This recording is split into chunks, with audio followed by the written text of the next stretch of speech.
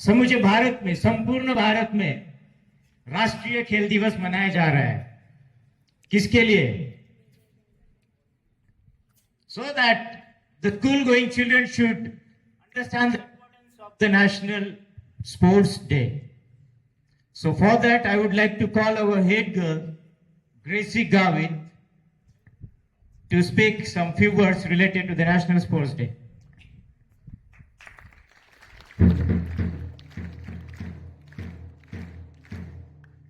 सुप्रभात।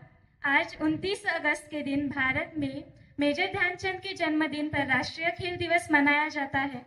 मेजर ध्यानचंद भारत के बहुत प्रतिभाशाली हॉकी खिलाड़ी थे। वो हॉकी खेलने में इतना अच्छे थे कि लोग उन्हें हॉकी का जादूगर या द विजार्ड कहते थे। उनका जन्म 29 अगस्त 1905 इलाहाबाद संयुक्त प्रांत ब्रिटिश भारत में हुआ था। उनके जन्मदिन को भारत का राष्ट्रीय खेल दिवस घोषित किया गया है। इसी दिन खेल में उत्कृष्ट प्रदर्शन के लिए राष्ट्रीय पुरस्कार अर्जुन और द्रोणाचार्य पुरस्कार प्रदान किए जाते हैं। भारत ओलंपिक संघ ने ध्यानचंद को शताब्दी का खिलाड़ी घोषित किया था।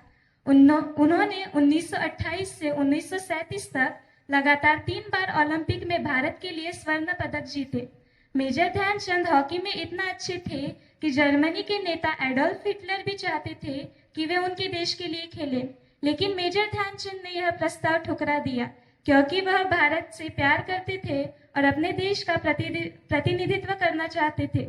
भारत सरकार ने उनके अद्भुत कौशल को पहचाना और उन्हें पुरस्कार दिया।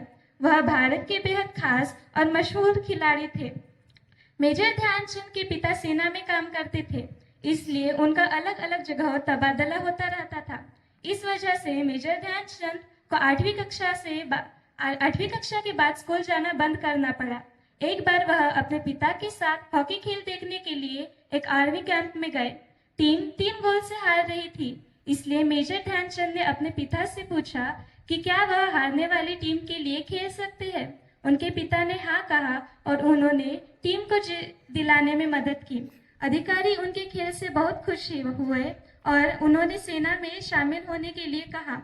1922 में जब वह 16 साल के थे तब वह पंजाब रेजिमेंट में सिपाही बन गए और तभी उनका हॉकी खेलने का सफर शुरू हुआ। ध्यानचंद 1922 में सेना में शामिल हुए और मेजर भोले तिवारी सेना सदस्य ने उन्हें हॉकी खेलने के लिए प्रेरित किया। मेजर हॉकी खिलाड़ी भी थे और उन्होंने ध्यानचंद को खेलना सिखाया।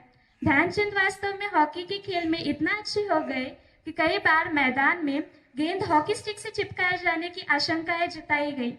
एक बार उनकी हॉकी स्टिक जांच के लिए मैदान में तोड़ी गई थी। उन्होंने महत्वपूर्ण मैचों में 400 से अधिक गोल किए। उन्होंने 1922 से 1926 तक सेना के लिए हॉकी खेली और 1949 में खेल से संन्यास ले लिया। क्योंकि वह हॉकी में बहुत अच्छे थे, इसलिए ध्यानचंद को सेना में पदोन्नति भी मिली। ध्यानचंद का 3 दिसंबर 1979 को लिवर कैंसर की वजह से दिल्ली में निधन हो गया। तब वह 74 साल के थे। झांसी में उनका अंतिम संस्कार उसी मैदान पर किया गया जहां वे हॉकी खेला करते थे। मुझे आगे बढ़ाने में मेरे देश का कर्तव्य नहीं है, अपने देश को आगे बढ़ाना मेरा कर्तव्य है। मेजर ध्यानचंद। धन्यवाद।